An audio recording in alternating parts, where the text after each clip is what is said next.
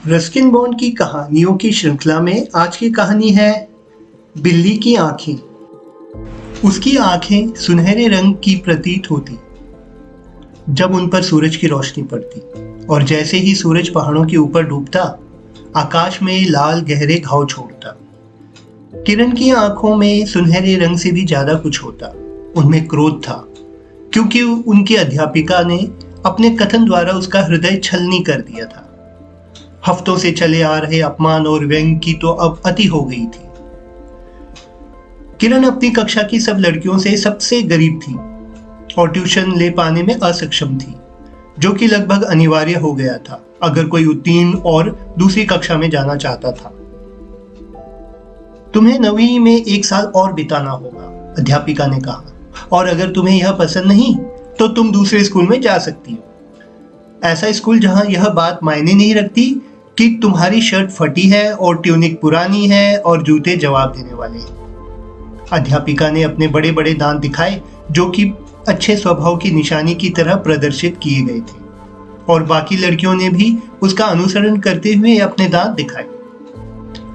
चापलूसी अध्यापिका की निजी संस्था में पाठ्यक्रम का एक हिस्सा बन गई थी। घिरते अंधेरे में घर लौटते हुए किरण की 2 सहपाठिनें उसके साथ थी। वह एक नीच बूढ़ी औरत है, आरती ने कहा। उसे किसी की नहीं, बस खुद की परवाह है। उसकी हंसी मुझे गधे के रेंकने जैसी लगती है, सुनीता ने कहा, जो ज्यादा सही थी। लेकिन किरण वास्तव में सुन नहीं रही थी। उसकी आंखें दूर किसी जगह पर टिकी हुई थी, जहां देवदारों की झलक दिखाई दे रही थी। रात्रि के आकाश में जो हर क्षण चमकदार होता जा रहा था। चांद निकल रहा था, पूरा चांद, चांद जो किरण के लिए कुछ खास मायने रखता था, जो उसके खून को दौड़ाता और उसकी त्वचा चटकती, उसके बाल चमकते और जगमगाते। उसके कदम हल्के होते प्रतीत हो रहे थे। उसके अंग बहुत ही भव्य लग रहे थे जब वह बहुत ही नजाकत और आराम से पहाड़ी के रास्ते पर चली जा रही थी। अचानक उसने अपनी सहपाठिनों को सड़क के एक मोड़ पर छोड़ दिया। मैं जंगल से होते हुए छोटे रास्ते से जा रही हूँ, उसने कहा। उसकी सहपाठी ने उसके इस तरह के आकस्मिक व्यवहार के अभ्यस्त हो चुकी थी। उन्हें पता था कि वह अंधेरे में अकेले होने से नहीं डरती, लेकिन किरण के तेवर ने उन्हें थोड़ा सहमा दिया, और अब वे एक दूसरे का हाथ पकड़े खुले रास्ते से तेजी से घर की ओर बढ़ने लगी। छोटा रास्ता किरण को सिंदूर के जंगल के मध्य से ले गया। सिंदूर के पेड़ों की टेढ़ी मेढ़ी शापित शाखाएं रास्ते पर वक्र छाया फेंक रही थी। एक सियार चांद को देख हुआ हुआ कर रहा था। कीटभक्षी रात्रि चिड़िया झाड़ियों में से बोली। किरण तेज चलने लगी, डर से नहीं बल्कि किसी चीज की जल्दबाजी में, और उसकी हाफती सांसें तेजी से चलने लगी।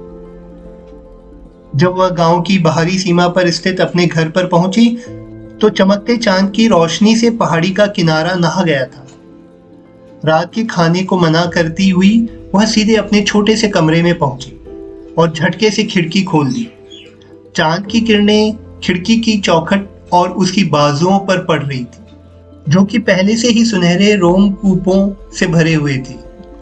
उसके मजबूत नाखूनों ने खिड़की की चौखट की सड़ी हुई लकड़ी के टुकड़े टुकड़े कर दिए।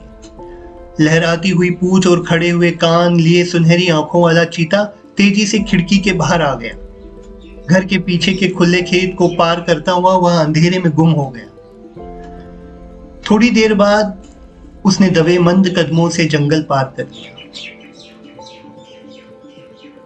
हालांकि चांद टीन की छतों पर बहुत तीव्रता से चमक रहा था, चीता जानता था कि छाया कहाँ सघन होगी और उसके साथ बहुत ही खूबसूरती से एकाकार हो रहा था। कभी कभार सांस लेने के कारण जो हल्की रूखी खांसी उसे हो रही थी, उसके अलावा वह कोई आवाज नहीं कर रहा था। अध्यापिका लेडीज क्लब के रात्रि भोज से लौट रही थी, जिसे किटेन क्लब कहा जाता था, जो पति के क्लब से जुड़ाव को परास्त करने की एक कोशिश थी। अब भी सड़क पर कुछ लोग थे और कोई भी अध्यापिका पर ध्यान देने से खुद को रोक नहीं पाया, जिनकी आकृति एक स्टीम रोलर मशीन जैसी थी।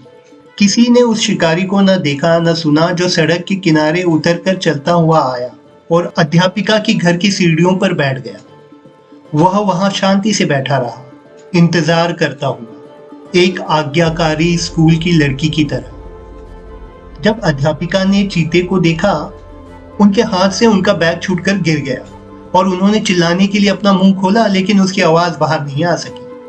न ही अब उसकी जुबान का फिर कोई इस्तेमाल हो सकता था, चिकन बिरयानी खाने के लिए या अपने विद्यार्थियों पर जहर उगलने के लिए, क्योंकि चीता उनके कंठ पर छलांग लगाकर उनका गला मरोड़कर उन्हें झाड़ियों में खींच कर ले जा चुका था। सुबह जब आरती और सुनीता स्कूल के लिए निकली तो वे हमेशा की तरह किरण के घर के पास रुकी और उसे पुकारा।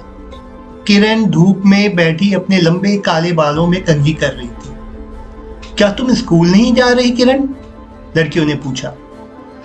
नहीं, आज मुझे जाने की जरूरत नहीं, किरण ने कहा।